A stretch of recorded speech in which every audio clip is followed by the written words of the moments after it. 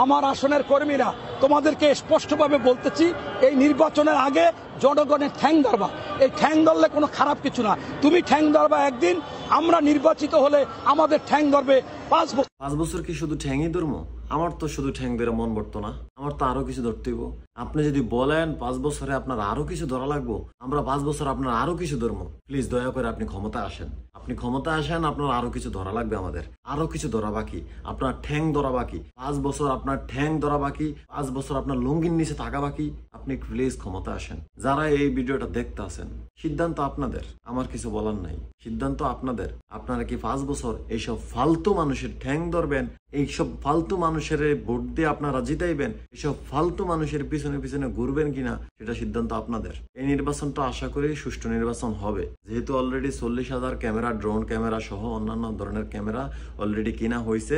সম্ভবত এই নির্বাচনটা সুষ্ঠু নির্বাচন হওয়ার সম্ভাবনাই বেশি। আর যদি না হয় আমরা পোড়া কপাল, আমাদের আর কিছু করার নাই। যদি হয় তাহলে সিদ্ধান্ত আপনার, যে আপনি কারে ভোট দিয়ে জিতাইবেন। আপনি কি এইসব মানুষের ভোট দিয়ে জিতাই তাকে পিছনে ঘুরবেন, এইসব মানুষের ভোট দিয়ে জিতাই তাকে পা ধরে চলবেন, নাকি আপনারা কোনো ভালো মানুষের ভোট দিয়া অন্তত আপনার যাতে পা ধরা লাগে না কারো, সেই জিনিসটা নিশ্চিত করবেন। যারা প্রবাসে আছেন, আমরাও প্রবাসী, যারা প্রবাসে আছেন আপনাদের কাছে একটা অনুরোধ, প্রবাসে হাজার হাজার মানুষ, লাখ লাখ মানুষ, প্রায় কোটির কাছাকাছি মানুষ আছে এই প্রবাসে। আপনাদের কাছে অনুরোধ, এই প্রবাসে থাকার পরেও কিন্তু আপনারা ভোট দেওয়ার সুযোগ সুবিধা পাইতেছেন। আমরা ভোট দেওয়ার সুযোগ সুবিধা পাইতেছি। আমাদের উচিত হইব, যারে যোগ্য মনে হইব, যার কাছে আমাদের পা টোকাইতে হইব না, যারে মনে হইব যে না এর দেখলে মনে হয় আগাগোড়া একটা ভালো মানুষ, তারে ভোটটা দিয়েন। ভোটটা আপনি কারে দিবেন এটা একান্ত আপনার ব্যক্তিগত ব্যাপার, কিন্তু এমন কাউরে দিয়েন না যে আপনার পা ধরতে হয়, এমন কাউরে দিয়ে না যে তার পা টোকাইতে হয়। 5 বছর না, এইসব ফালতু মানুষ যদি ক্ষমতা আসে, এরা সেম পেশিবাদ হাসিনার মতো করবো।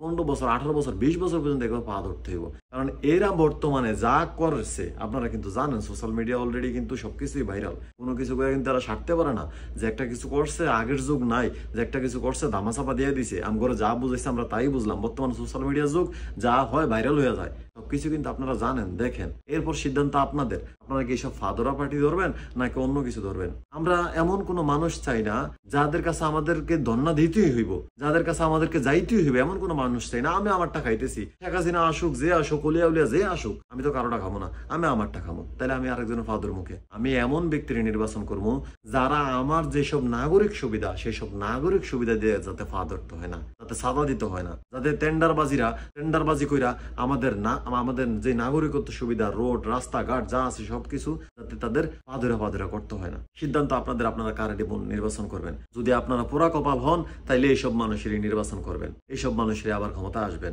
আপনি মনে করতে পারেন যে আপনার একটা ভোট আর কি এমন কিছু, এই মনে করা থেকে হাজার হাজার মানুষ সেম কাজই করব, একটা ভোট হেরিয়ে দিব, দরকার নাই। সিদ্ধান্ত আপনার, এইসব মানুষের আইনে আপনার পা ধরবেন নাকি এইসব মানুষের দূরে রাখবেন, এটা সিদ্ধান্ত একান্তই আপনার।